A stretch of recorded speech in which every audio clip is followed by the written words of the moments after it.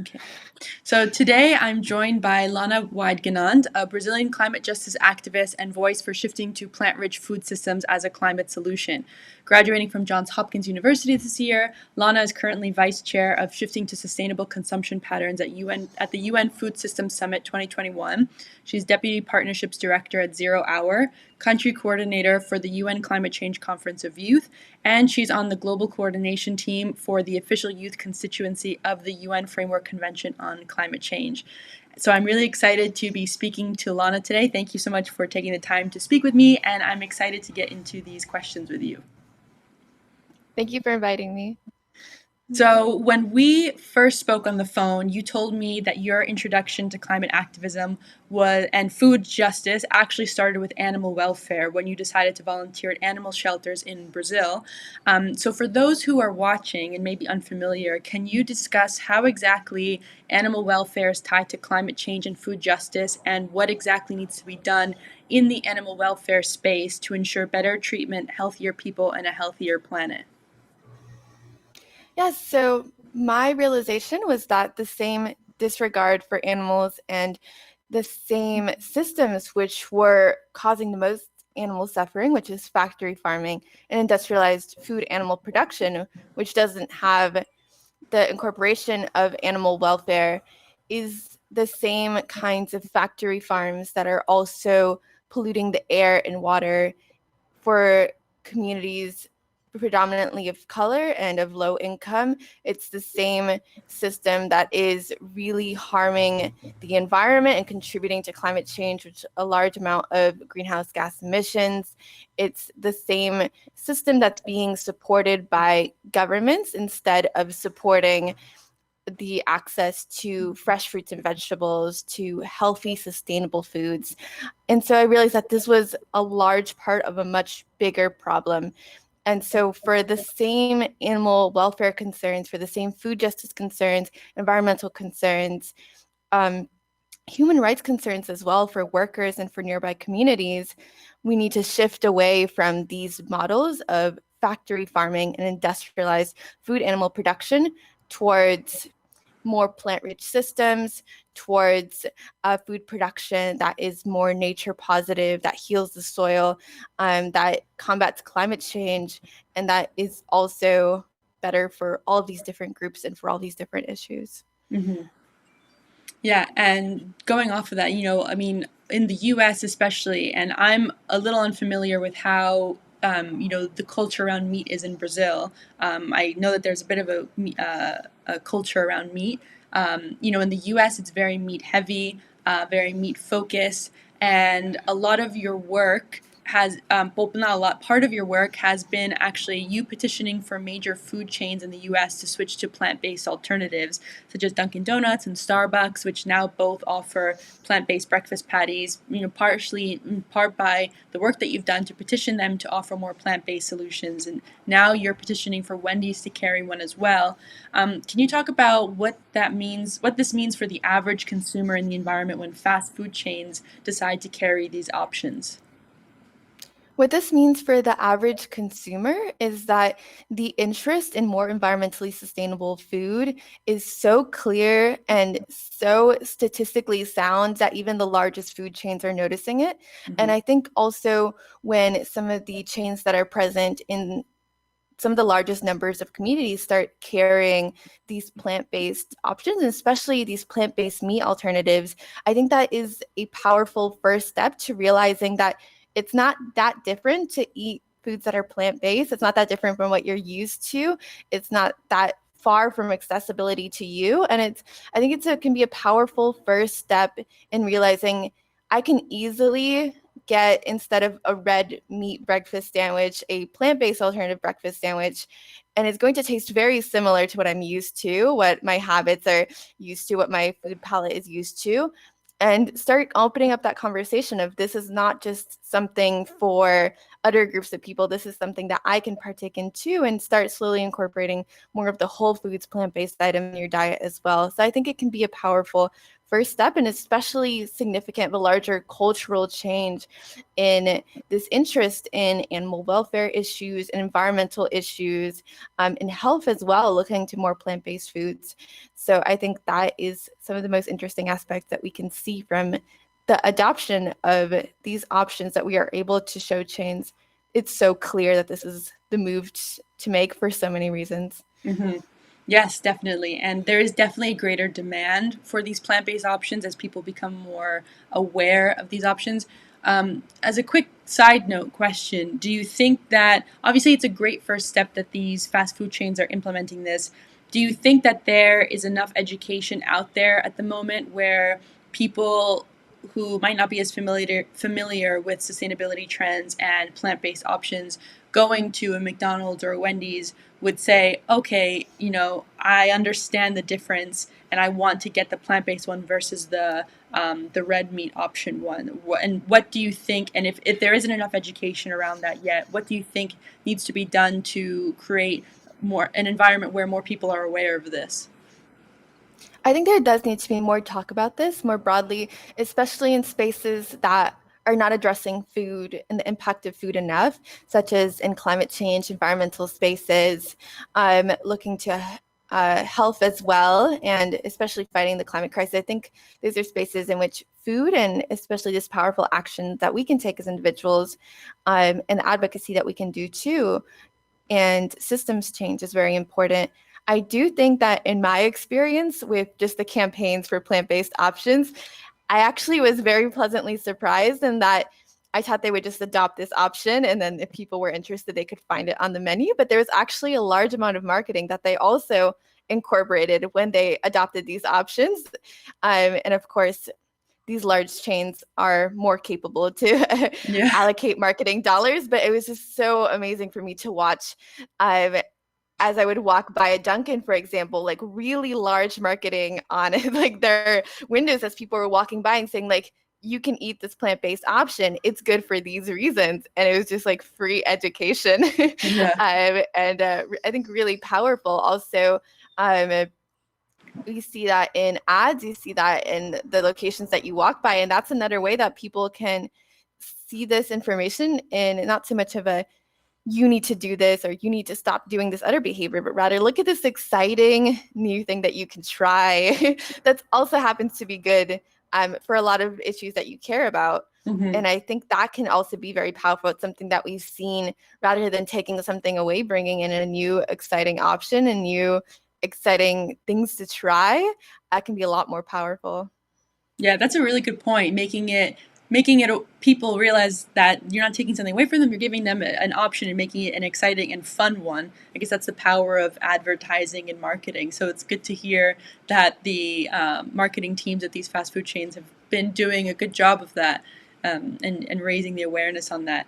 And so you're a native of Brazil, and you've also had the experience of going to high school and university in the U.S. How do the conversations around climate change and food systems differ between the two countries, and what can the U.S. learn from Brazil and vice versa on these topics?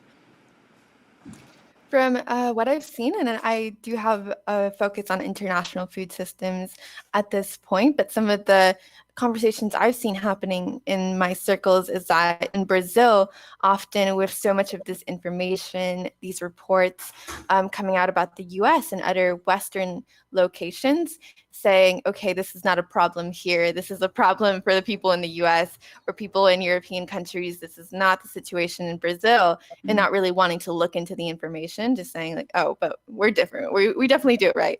And then for the United States, I see more of when I talk about this, people are like, of course the US would have these issues. Of course they would allow like powerful food companies and interests to impact these kinds of justice issues and environmental issues, but more of a feeling of, I don't know how I could really change that because these interests are so powerful, because these issues are so big.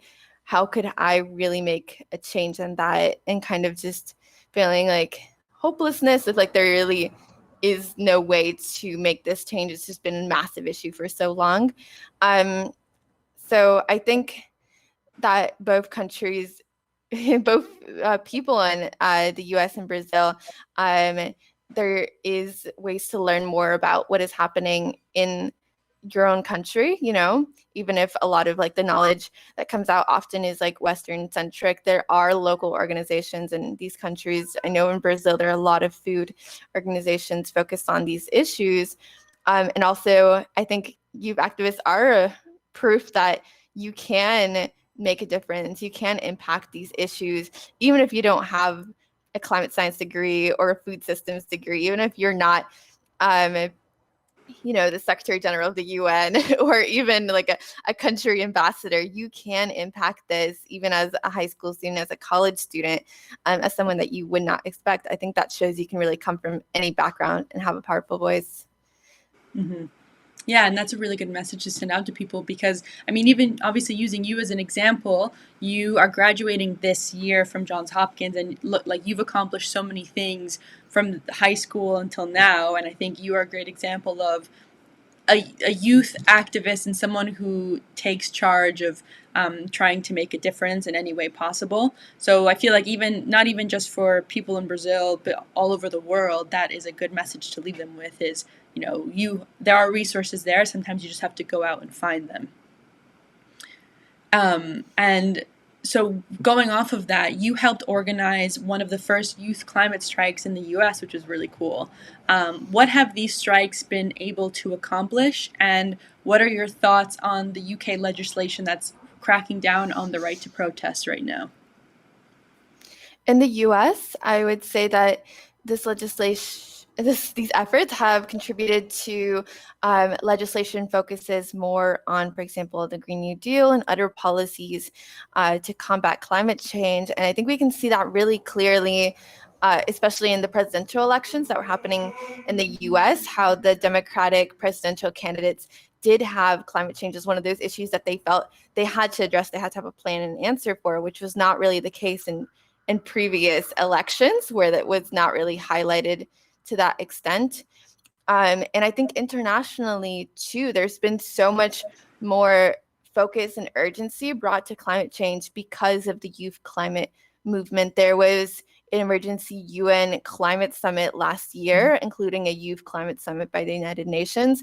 And also with the food system summit, it's also addressing the youth movements, how there is increased pressure for environmental action and for climate action. So that has really brought about a change in the urgency and the culture in so many spaces that I don't think we can even fully measure all of it, because it's from the city level, from your towns, passing climate ordinances all the way up to the United Nations. Mm-hmm. Yeah, it's hard to measure it all. And sorry, go ahead. You were going to say something else? I was also just going to add, of course, I oppose the UK legislation. I'm not from the UK, but I know a lot of amazing youth activists who are also active there. Mm-hmm. And of course, I am not in favor of any legislation that keeps people from expressing the need for action and standing up for what needs to be done, because I think that is a really important factor in fighting these issues and fighting for justice and a better world. Mm-hmm. I agree 100%. And obviously, people have been protesting for as long as we've been around as human people. But what obviously with social media, protesting looks a little different. So I wanted to ask you, what do millennials and Gen Z do differently that has allowed these protests to be so successful and so far-reaching? So you mentioned social media, and I think that has been a really powerful factor, right? Being able to reach so many more people very easily, right? To really spread the message and also connect to people from across the world that we might not have otherwise, Mm-hmm. Especially with international movements like youth climate action. I've met so many people, and also with the UN Food System Summit, from places that I've never been, from people who I've never met in person and who are fighting on these same issues. And I think also with the youth climate movement in particular, some of the aspects that have made it so powerful are because the younger generations, the younger you are, the more you're going to be impacted by this issue, the more you are a frontline population. So it's really this group of people that is going to be most impacted that is standing up against it. It's also something that has been looming over our heads for so long. I remember when I was a kid, people in my generation, my peers saying, oh, maybe I should become a climate scientist because there's this huge issue and you kind of need to know the science or something like that. But we've made it so much more accessible, so much more understandable rather than this abstract issue. And there's the aspect of, young people, children, youth, telling adults to be mature, to be responsible, to tell it like it is, and to really take on this huge issue that's going to impact everyone, and especially the youngest. So I think those are some of the aspects that have really made this stand out and be successful, right? Especially with this being something that was taught to be so scientific and that was a huge issue, and finally having some people come out and say this is ridiculous, that we're not doing anything, that we're just allowing this enormous existential issue to exist over our heads and we're fine with it. That's not sane. That's not normal. I think it's like finally someone said it. Yeah. Yeah, exactly. And you mentioned, like young people calling out these adults who are supposed to be more mature. And I think that at least what I see is, our generations are, 'cause technically, I guess I'm millennial and you're Gen Z. We're like 2 years off. So our collective generations are a bit more brazen. And I think that social media has enabled us to not be afraid to speak our minds because we won't be silenced. For example, if we get arrested at a protest, right? We can immediately text or send a photo and talk about how we're being treated poorly, what the conditions are, and get the word out and then put pressure onto these organizations or governmental agencies that are trying to suppress and put down these movements. And I think that social media is a weapon that is to be reckoned with, and also just the intersectionality of everything has become so much more understood and accessible now as well. Yes, I agree with that, and also the international solidarity. I think that is really powerful.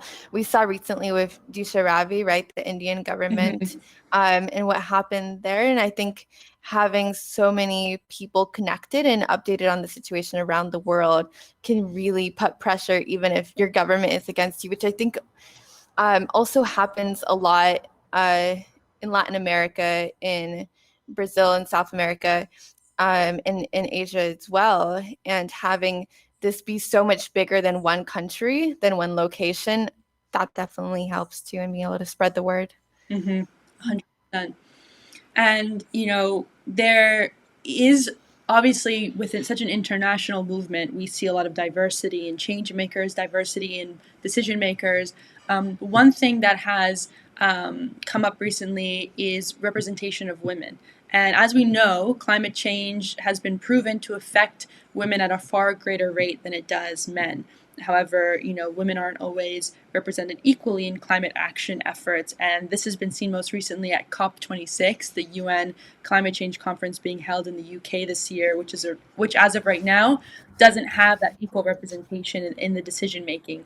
So I wanted to know, obviously you're Latin American, you're a female, and you're a youth activist. So what have your experiences with female representation been like? And do you think that there is greater female representation amongst youth activists than in the older generations?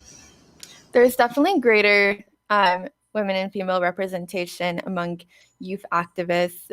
I've definitely seen that in all the spaces I've been in, where it's usually 50-50, or sometimes there will be slightly more men or slightly more women, but it's generally very well represented for youth spaces. But then in larger climate network, especially with the UN and leadership and decision makers, it's not just COP26. There was recently some information that was put out around, this month being Women's History Month in some places, and International Women's Day on March 8th around the world, put out about the UNFCCC, or the United Nations Framework Convention on Climate Change, and who are the negotiators, right, in the room for these climate decisions. And it was shown that it was disproportionately men and not women. Even beyond COP26, the more regular negotiations and process going on is still very skewed. And while it does give me great hope that in the younger generations that does seem to be more balanced, and there is that promise. I also think that we can't wait until um, our generations are the ones who have a chance to be in those leadership positions and have a chance to be the main UNFCCC negotiators or the main COP26 leaders. We have to change that balance now, especially because of the urgency of climate change. It's something where women are already being disproportionately impacted. So we need to have an equal seat, and we can't wait until younger generations are there. Mm-hmm. Completely. Yeah, there's no time. There's like it's as simple as that. There's no time left, and to not have a seat at the table, and it goes beyond. Obviously, this question was about women, but it goes beyond women. To have more races, cultures, ideas, and studies have also shown that the more diverse a group is in a business or an organization, the better the strategy, the better the outcomes, and I just think it's kind of funny how this is literally proven to be more successful, but yet some of the best organizations in the world still don't even implement these very basic changes. And that's unfortunate for a variety of reasons, of course. I think we see that in a lot of climate movement spaces, and especially the more climate decision maker spaces. Mm-hmm. Yeah. Well, hopefully more youth activists like you and, will keep pushing for that change to happen sooner. And as I mentioned earlier, you were the vice chair of Action Track 2 at the UN Food System Summit this year. Could you explain a bit more about the summit for those who are watching, what the action tracks are and what the goals of the summit are? Definitely. So the summit is being convened later this year by the United Nations Secretary General. And the idea for the summit is that it is to be a people's summit where anyone, anywhere can join and become part of it, and really rooted in the participation of people around the world, right? Youth, farmers, indigenous peoples, civil society, right? Like all the different groups that interact with food systems, women as well, and different constituencies, and also for it to be a solution summit. And that's where the action tracks really come in. They're like the 5 areas that the summit is focusing in on. So action track 1 is nutrition focused and ensuring access to safe and healthy foods for everyone. Action track 2 is focused on healthy and sustainable diets, and that's where I come in. Action track 3 is on nature positive production and how food is being produced.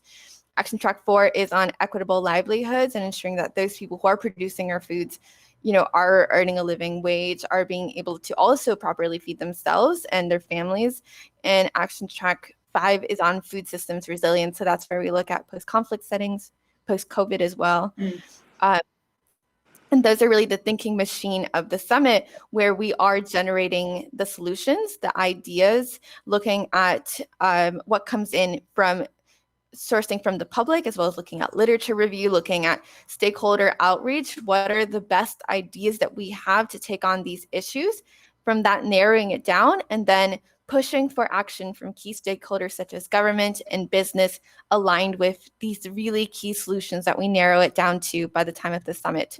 So we are in contact with member states, for example. On Monday, I had a meeting with member states, and I also spoke to member states yesterday, and we had a business panel that we spoke to last Friday. So we are talking to these key stakeholders for action, and that's where we're translating these are the best ideas, this is the most potential that we have, and how are we bringing that into action? Through the summit, the focus is really on the Sustainable Development Goals and making sure that we are transforming food systems to be better on track to achieve the 17 Sustainable Development Goals of the UN by 2030. And beyond that, in a more abstract sense, we also just want to put more international priority on food systems and understanding how that impacts so many different issues, and how that is an area that we need to also focus on for climate action, for nutrition, for livelihoods, resilience, environmental issues, biodiversity, and so much more. Mm-hmm. It's a lot. You have a lot on your plate there as the vice chair, but it's exciting. I mean, it sounds like it's. I mean, it's obviously so important, but it's also exciting, and it is very hopeful. It sounds like. Yes, it's definitely an exciting process for me, being involved in these different spaces.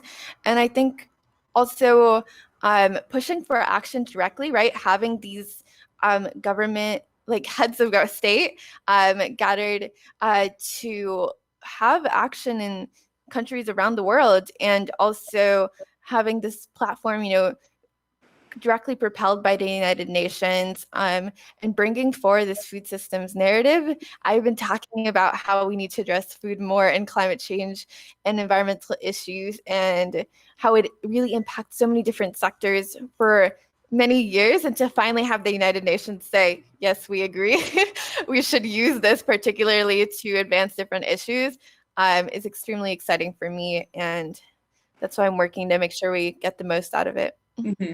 And I think if I'm correct that Italy is going to like start off the summit, right? So Italy is hosting the PreSummit The this summer, pre-summit. Okay. in July 19 through 21, and that's recently announced. So we'll have the PreSummit this summer, and then we'll have the actual Food Systems Summit. It's not announced yet whether it will be virtual or in person, but if it were to be in person, it would be in New York Oh, nice. later this year. Is the one in Italy supposed to be in person, or is it also going to be potentially virtual or That uncertain? one is going to be hybrid, so Okay. most people will be joining virtually, but some people will be there in person. Nice. Okay. Well, I wanted to also ask, obviously these summits are super important, and the change and the conversations that happen there are great, and they're a tool for bringing more change. In your opinion, and from the work that you've been doing so far, how does this summit differ from previous summits in actual and like creating more immediate change? Which is a hard question, I Um, guess, to measure. are you saying relative to UN summits or any summits in general? To previous UN summits, or when, or any summit when countries come together and make like the Paris Climate Agreement, for example. A lot of things were agreed upon, but we're not seeing, or we haven't seen, any substantial radical change yet. Yeah, so I think making this not just another summit is very important to us Hmm. in the leadership. I think one thing that really stands out to me, and that's probably because of our background as young people, is that youth have been placed as vice chairs for each of the action tracks, which is completely new for the United Nations and not something that has been done before. And also, we are looking at accountability mechanisms Hmm. for the action that's pushed forth through the summit. So not just having countries say, yeah, we'll do this, and then giving them a thumbs up, but making sure that we are checking up on that, Hmm. and that we are ensuring that action does go through, aligned with the No Empty Promises campaign of Fridays for Future, honestly, Yeah. making sure that it's not just talk, but that there truly is action. It is very much action and solutions oriented. Of course, ultimately, we'll have to have that commitment and that action Hmm. come from key stakeholders, right? That's not directly under our control, but we are making sure that we take the protocols that we can to bring about the most impact through the summit. I think it really is exciting that we do have youth at the forefront, and that we will be gathering all of these member states and these businesses, and that we have already started the process of doing that. Hmm. Yeah, I mean that already sounds so much better, and like it gives people like me, I think, who don't have a hand in the summit, a lot more hope and a lot more faith in these processes, especially with these accountability measures that you take, and all the work that's already being done behind the scenes before the summit even happens, which is great. So thank you for doing all of that. And I wanted to end our meeting by asking you two last questions. What do you think needs to change the most in the way that climate change and food systems are talked about? And what would you say to other youth that want to get more involved in the food justice space? So, what I would say about climate change and food systems is that they should be less siloed. They should be more interactive in each other. And I think we are moving closer to that now. But I just cannot overstate the importance that if you look to advanced food justice and you're looking to, for example, fight malnutrition and hunger, but you're not addressing climate change, ultimately the populations that you are fighting for and that you are trying to ensure that they're having access to food, for example, and that food systems are not harming their health, will be the same more marginalized populations in our societies that will be most impacted by climate change. And it's the same with climate change as well. If you look to address the climate crisis, but you don't address food systems, even if you completely eradicate the fossil fuel industry, studies have shown that food systems alone will still lead us into dangerous levels of global temperature increase. So you will not be able to successfully fight the climate crisis without addressing them. So I think there needs to be more recognition that these should not be fought separately, but rather that there are so many synergies and that these issues need to be acknowledged and how they impact each other, and that they need to both be advanced in order for us to have this just, healthy, equitable, sustainable future.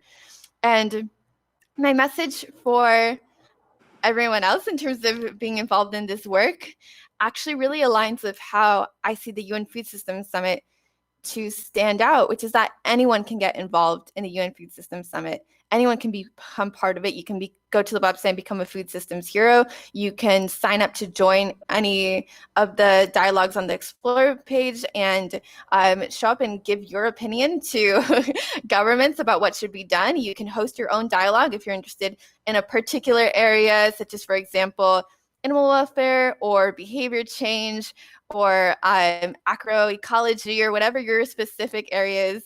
You could host a dialogue to particularly inform that area that you're interested in or that theme.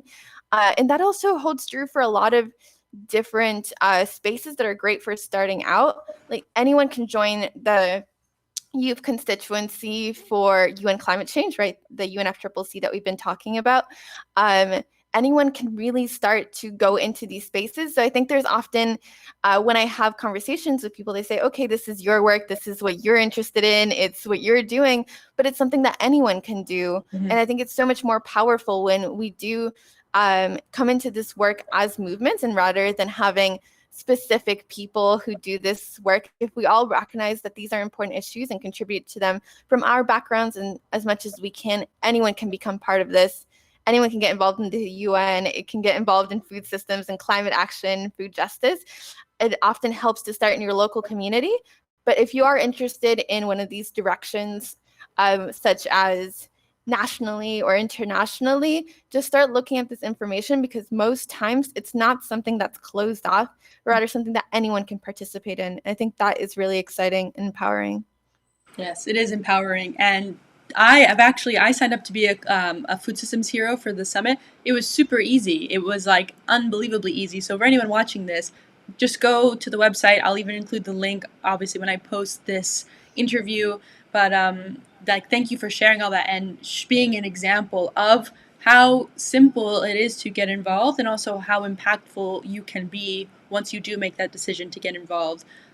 I've really enjoyed this conversation, and it's been really insightful and great to hear all the things that are happening in this space and all the moves that are being made and all the change that is on the horizon, which we could all definitely use after this last year, and with everything that's gone on from COVID to racial injustices that we've seen time and time again, because everything is interconnected: food, racial justice, politics, climate change. And, helping in one area always helps in another. And thank you for being an example of how that manifests in real life. Thank you so much. This work has definitely given me hope in the last year. And I think also young people are acknowledging the internet connectedness more than anyone. So thank you so much for having me and being able to share this work. Yes, thank you so much. And I'm so looking forward to sharing this. Thank you. Okay. Let me